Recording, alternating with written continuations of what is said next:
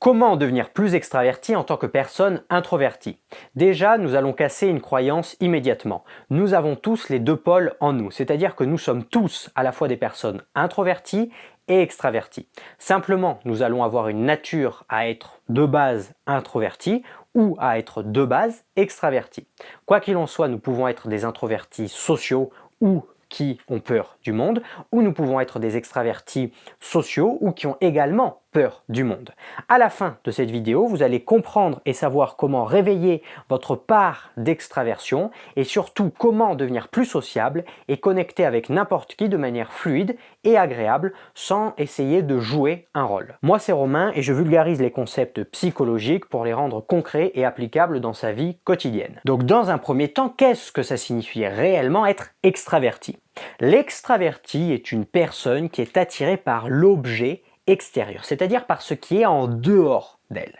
C'est pour ça que les extravertis sont des personnes qui semblent être un petit peu partout, qui semblent s'intéresser à 10 000 choses, qui semblent avoir plein de projets. C'est tout simplement parce que ce qui les anime, ce qui les galvanise, ce qui les énergise, c'est ce qu'il y a à l'extérieur d'elles. Donc l'objet.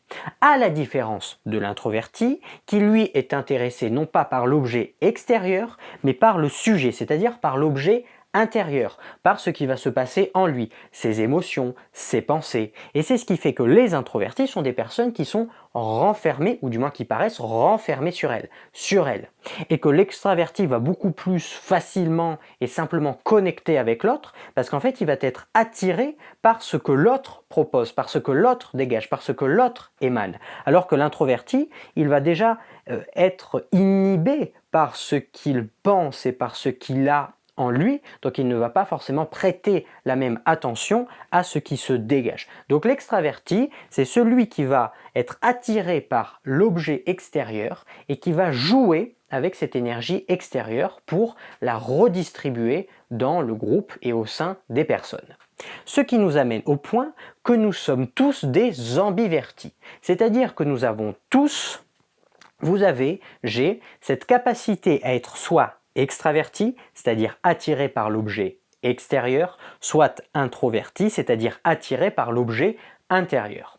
Simplement, certaines personnes, c'est peut-être votre cas, peut-être pas, vont être de base des gens extravertis, c'est-à-dire que leur personnalité, le siège de leur personnalité, de qui elles sont, repose sur le fait que ce sont des personnes extraverties, donc attirées par l'objet extérieur.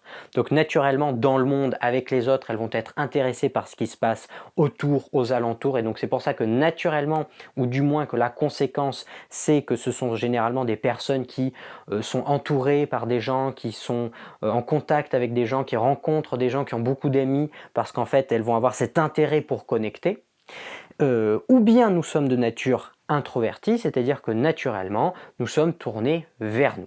Cependant, nous avons tous cette capacité à devenir extravertis si nous sommes introvertis ou extravertis si nous sommes introvertis. Et nous pouvons tous muscler ça, et c'est en musclant cette capacité que nous devenons des individus plus équilibrés et également plus matures. Il existe 4 types d'extraversion différents.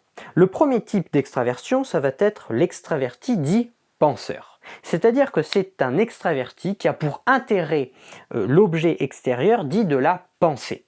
C'est-à-dire que lui, ce qui va le passionner, ce qui va l'intéresser, c'est ce que pensent les gens. Donc soit au travers directement des gens, en leur demandant ce qu'ils pensent, qu'est-ce qu'ils pensent de ça, etc. Soit au travers des livres, c'est-à-dire que c'est de la pensée qui a été mise dans un objet extérieur, des vidéos, des podcasts. Et donc ça va faire qu'au sein d'un groupe, ce sont des personnes qui vont permettre de connecter la pensée des uns des autres. Vous savez, ce sont ces fameux cadres, ce sont ces fameux managers, ces fameux N+1 qui discutent avec tout le monde et qui vont chercher ce que pensent les gens. Et en discutant avec tout le monde, eh bien, il va pouvoir partager ce que pense chacune des personnes avec qui il a discuté, et donc ça va faire que les gens vont devenir plus intelligents dans le sens qu'ils vont savoir ce que les autres pensent, et ça va créer un cerveau collectif et donc un groupe d'un point de vue intellectuel beaucoup plus homogène. C'est-à-dire que l'extraverti de type penseur va avoir pour objectif de rendre les gens plus intelligents et de faire en sorte que le cerveau collectif soit plus intelligent et puisse grandir. C'est un peu le lien entre ce que chacun pense.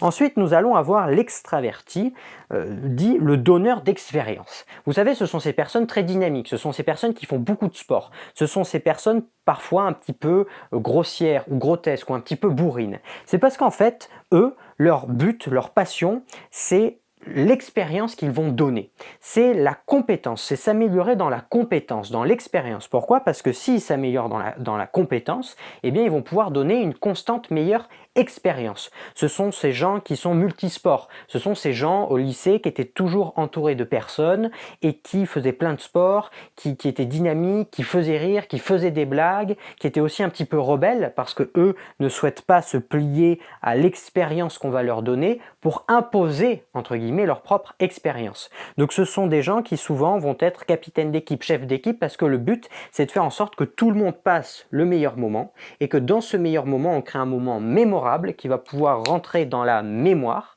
et donc qui va pouvoir créer des souvenirs. Le but de ce type d'extraverti, c'est de rendre la vie des autres fun. Juste les amis, pour vous dire que si vous voulez comprendre comment ne plus vous saboter, vous pouvez passer le test de personnalité de 3 minutes que j'ai créé pour ça, pour vous, entièrement gratuit, résultat à la fin du test, lien en description. Ensuite, on va avoir l'extraverti appelé la crème glacée. Ce sont des gens qui n'ont qu'un seul but dans la vie, que vous vous sentiez bien, que vous soyez bien émotionnellement. Ce sont des gens qui veulent prendre votre douleur dans le cœur. Ce sont des gens qui, dès qu'ils vous voient souffrir, ont une parfaite empathie, vont vraiment souffrir, vont vraiment sentir ce que vous ressentez. Ce sont des personnes qui sont très à l'aise socialement parce que très à l'aise avec le fait de jouer avec les émotions des autres. Ce sont des personnes qui comprennent intuitivement les normes sociales et comment faire pour qu'un groupe se sente bien. C'est-à-dire que là où l'extraverti penseur veut faire en sorte que le cerveau collectif soit le plus intelligent, l'extraverti dit la crème, l'empathique, va vouloir faire en sorte que le cœur de tout le monde soit le plus heureux et que le groupe, que le cœur collectif soit le plus heureux, soit le plus léger. Et donc ce sont des gens, les crèmes, qui vont faire en sorte que vous vous sentiez bien et qui vont avoir pour intérêt de jouer avec les émotions pour faire en sorte que tout le monde se sente au mieux. Ou au contraire, si ils sont tristes ou s'ils passent dans un mode destructeur, de faire en sorte que tout le monde se sente mal. Ou que tout le monde passe une mauvaise expérience ou que tout le monde devienne plus débile. Mais ça, c'est s'il passe en mode démon. Et enfin, le quatrième et dernier type d'extraverti, c'est l'extraverti dit bizarre. Ce sont des personnes qui ont cette capacité intuitive à savoir où vont les choses. C'est-à-dire, ce sont des gens qui sont très à l'aise avec l'esprit du temps, avec comprendre ce qui se passe dans l'inconscient collectif. Par exemple, ce sont des personnes qui sont capables de deviner les tendances, qui sont capables de deviner ce qui va se passer, qui sont capables de deviner ce qui peut se produire, les conséquences, les causalités. Et donc ça va faire que ce sont des personnes, si elles sont à l'aise avec ce don d'extraversion, on a tous un don donc d'extraversion différent, ce sont ces fameux types, ce sont des personnes qui vont savoir diriger les groupes pour aller vers un futur meilleur. Non pas parce qu'ils sont devins, mais parce qu'ils comprennent que plus ou moins tout le monde a les mêmes souhaits, les mêmes désirs, les mêmes intentions, et donc eux, ils vont faire en sorte que toutes ces intentions se mélangent pour aller vers la même direction, parce que eux savent que tout le monde veut aller vers cette direction, mais les autres ne savent pas. Donc ce sont des personnes qui vont faire en sorte, souvent des visionnaires, qui vont faire en sorte que les gens se dirigent vers quelque part. Maintenant les amis, comment passer en mode extraverti, comment développer votre mode extraverti en tant qu'introverti en donnant plus que ce que vous recevez. L'extraverti, je vous l'ai dit, c'est celui qui va jouer avec l'énergie de l'objet extérieur. C'est-à-dire que l'extérieur a un attrait et cet attrait va l'animer. Donc il va vouloir aller jouer avec cet objet comme un ballon de foot et jouer avec cet objet. Et faire en sorte que l'énergie passe dans le groupe ou qu'elle soit bien distribuée, donc de jouer avec l'énergie. Et souvent c'est ce qui nous fait peur en tant qu'introverti, c'est qu'on se dit « purée mais j'ai peur de jouer avec cette énergie, j'ai peur de jouer avec la pensée des autres, avec les émotions des autres, avec l'expérience collective que je vais donner ». Et donc la première des étapes pour devenir plus extraverti, c'est de donner plus que ce que l'on reçoit. Pourquoi? Parce que l'extraverti a ce désir naturel d'aller vers. Et donc il va naturellement donner son temps, son attention, son écoute, parce qu'en fait il est passionné par ça.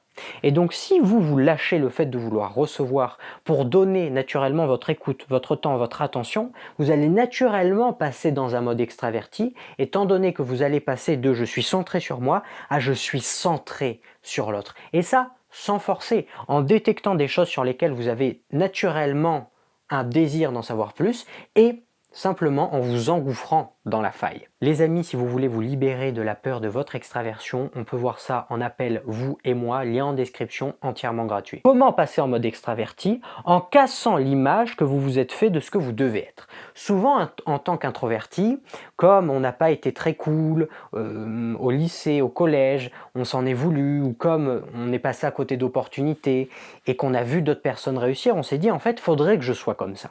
Et donc on s'est créé une image de comment est-ce qu'on devrait être.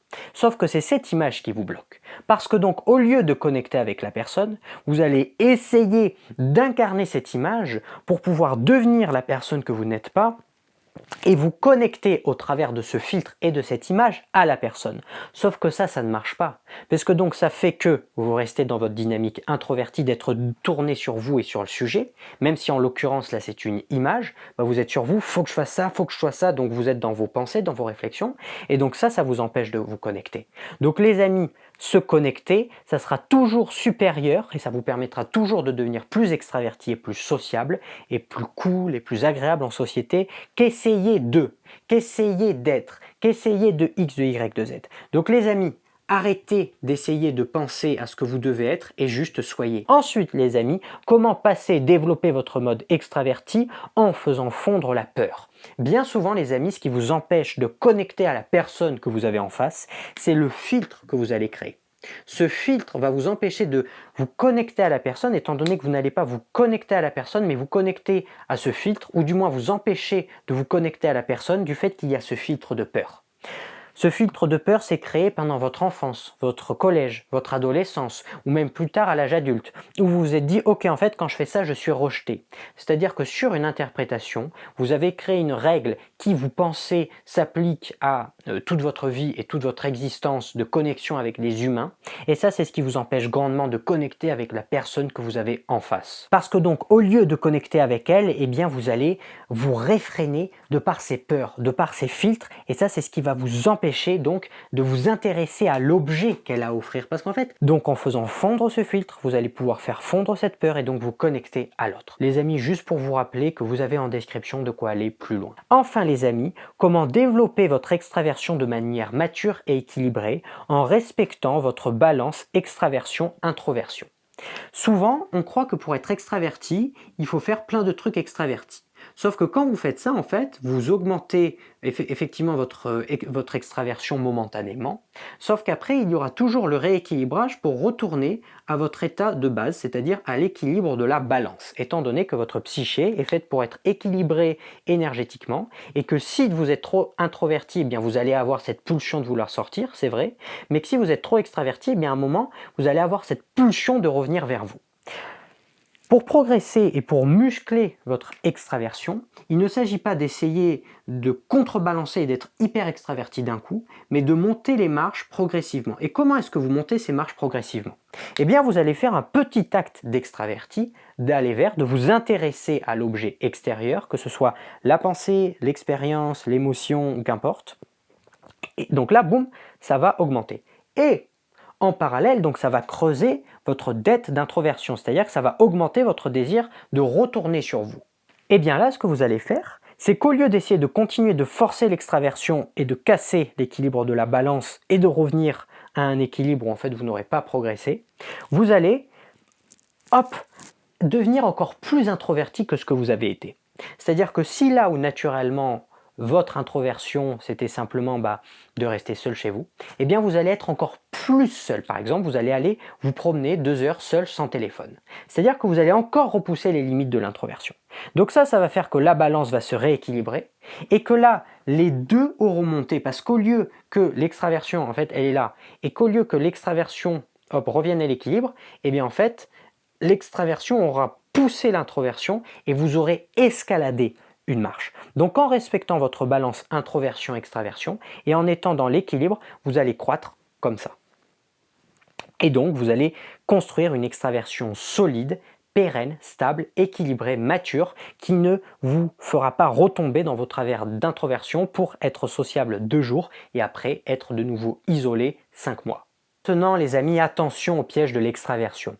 Souvent nous mettons sur un piédestal les extravertis parce qu'ils paraissent avoir des choses que nous n'avons pas. En tant qu'introverti, cependant, en tant qu'introverti, eh bien nous avons d'autres qualités que n'ont pas forcément et qu'il faudra également qu'ils développent. Parce qu'en tant qu'humains, nous pouvons tous nous apporter, étant donné que nous avons des forces que les autres n'ont pas, et donc que nous pouvons aider à développer chez les autres, et les autres, par exemple les extravertis, peuvent nous aider à développer des faiblesses qui sont chez nous. Et c'est dans cette entraide mutuelle que nous pouvons progresser et devenir chacun et chacune des personnes meilleures.